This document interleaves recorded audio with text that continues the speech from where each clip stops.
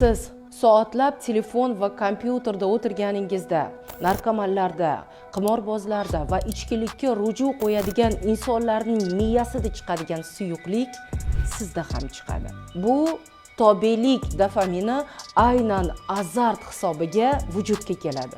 Bu suyuqlik natijasida esa sizda diqqat buziladi. Toqatsizlik, giperaktivlik, hattoki xotirangizni susayishiga ta'sir ko'rsatadi. Qarabsizki, siz nemofobiya kasalligiga chalinasiz, ya'ni gadjetlarsiz qolib ketish qo'rquviga.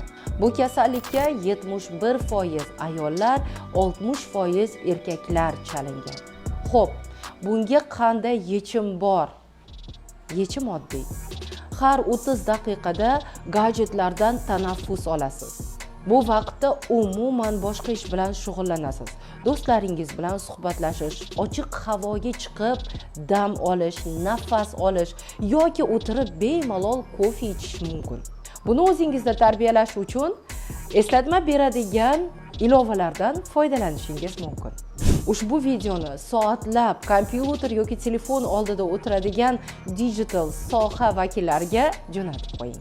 Shoshmang, bundan oldin sahifamga obuna bo'ling.